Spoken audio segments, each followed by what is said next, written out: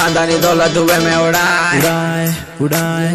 इधर लची जादो प्याली चाय खानदानी दौलत हुए में उड़ाए बाहर निकले भाई की बुलेट पे हम सबको बोलते मियाँ भाई नवाबों की बस्ती शेरों का है नाका कुतुल्ला पर मेरा है इलाका मलक पेट हो या तारना का हर तरफ मियाँ भाई का डाका अन्ना या लो भाई सबको पिलाते हैं मीरानी चाय नहीं पीते जी हम शराब भाई हानि करे इसलिए भाई सुनो सुनो सुनो मलेश भाई सुबह सुबह होना ना हरी भाई पेट भर के डब्बे को निकले गुड़ गरम होना भाई इसलिए पब्लिक बोलती हमको मियाँ मियाँ मियाँ भाई मियाँ मियाँ मियाँ भाई मियाँ मियाँ मियाँ भाई मियाँ मियाँ मियाँ भाई अपन को बोलते मियाँ भाई मियाँ मियाँ मियाँ भाई मियाँ मियाँ मियाँ भाई मियाँ मियाँ मियाँ भाई अपन को बोलते मियाँ भाई दिल के मांझे पढ़ाते हैं पतंग जाबरी के माथों पे नाचते हम एकदम दिल भरी जबित पैनों के साथ ताजो जी मामा लगा लो तो हाथ সেই খড়গুলো পড়ছে।